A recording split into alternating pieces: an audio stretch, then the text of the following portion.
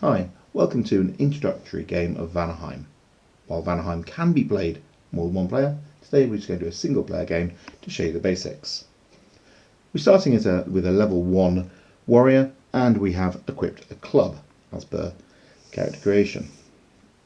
Every single game starts at the dungeon entrance. Now, the first thing I'm going to need to do is get the entire equipment deck, shuffle it, and put that into play.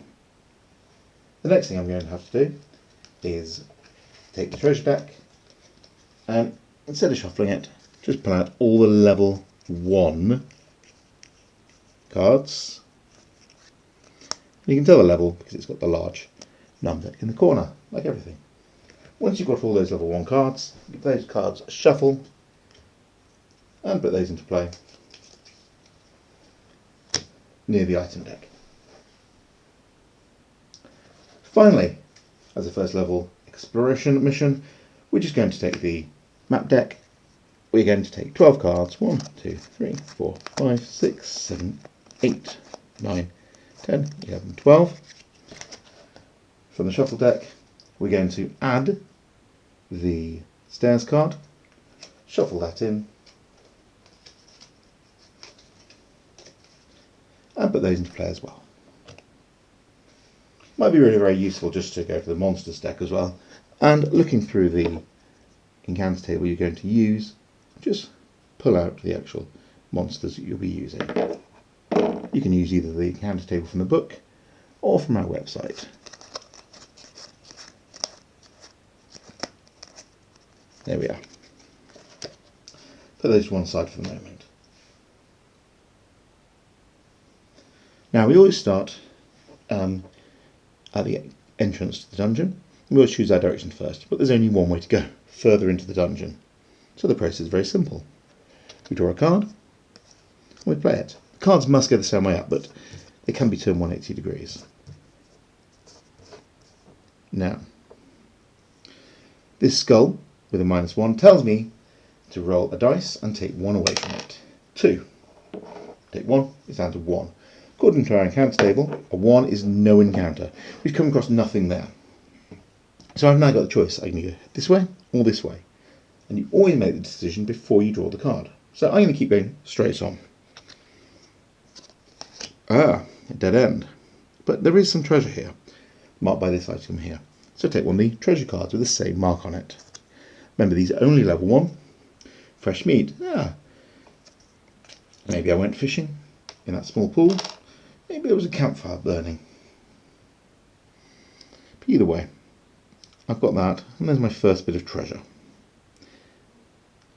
Let's keep exploring, heading back this way, and I'm going to head this way. Interesting. Now the card could go that way, the card could go this way, but it only fits this way around. There's a 1, so I need to roll encounter and add 1. 3 plus 1 is 4. A wild Dverkobe. Probably what was cooking that meat. A wild Dverkobe. Dver are creatures born from the mud. They are inherently evil, twisted, fell creatures who enjoy inflicting pain. But this one is weak, shouldn't really be any match for me whatsoever. I've got the drop on it. The player tends to attack first. So I roll 2 dice, as my weapon tells me to. And my combat skill is 1, so I add 1. 2 plus 1 is 3, and 3 plus 1 is 4. I'm trying to beat the evade skill of the Dver. The evade is 4. So I've managed to do 1 point of damage to it.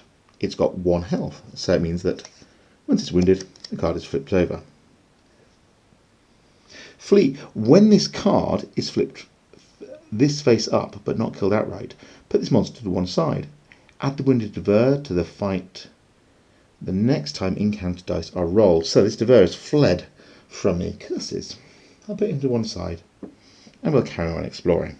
So, I'm here. I've got to head down this way now. It's the only way left to go.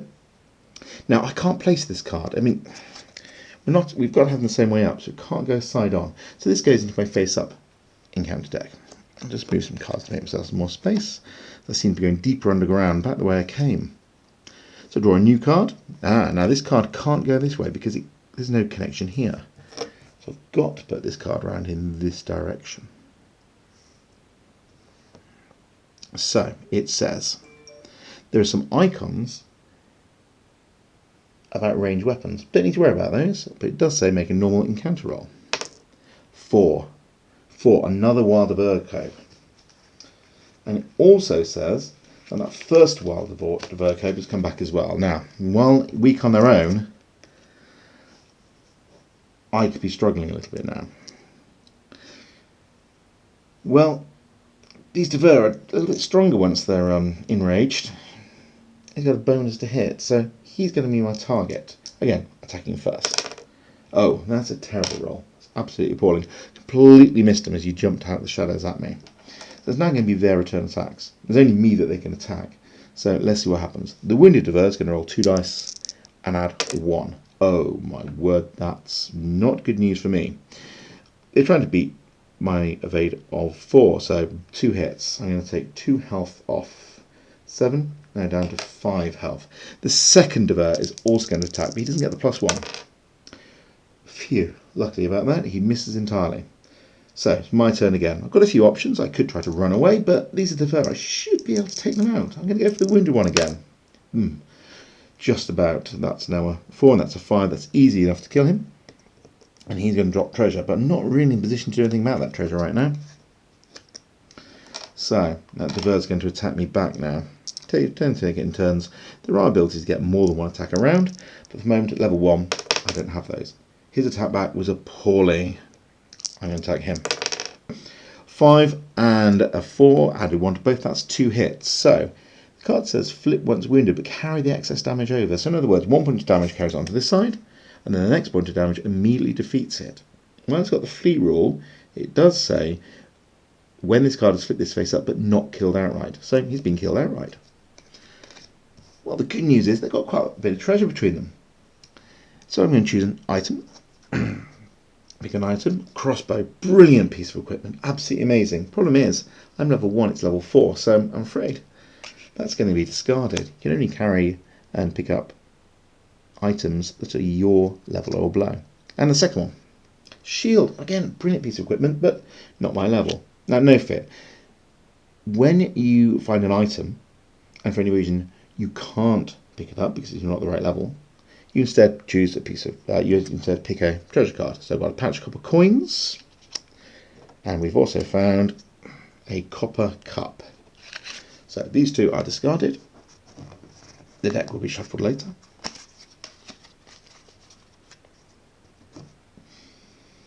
Now I've got a fair bit of treasure. My strength is 4. I can carry 4 items outside of my usual equipped things. So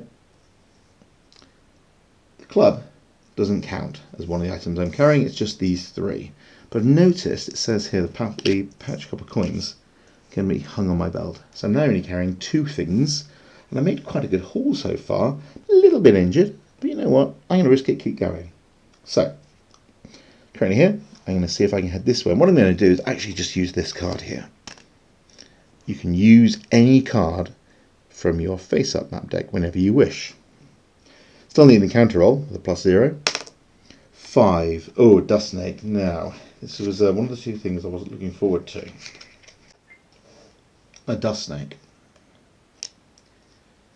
Now, this has got some special abilities. Unfortunately, I've got no ranged weaponry or no fire-based weaponry, so it doesn't really apply. My attack against it first.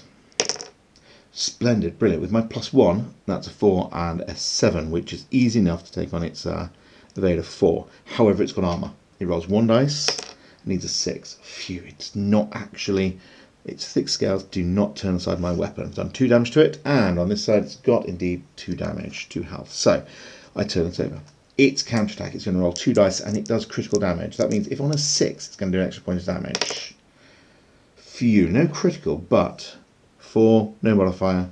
That's 1 more point of damage against me. I'm not looking so good anymore.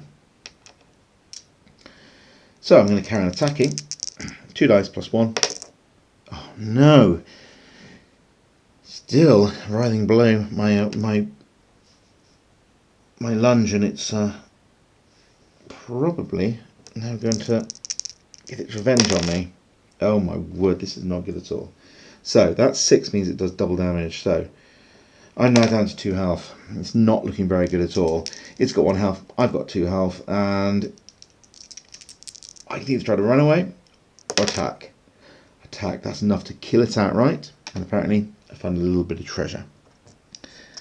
So wrenching myself free from the constricting dust snake's corpse, I found a huge amount of lumber in this room, which is absolutely brilliant.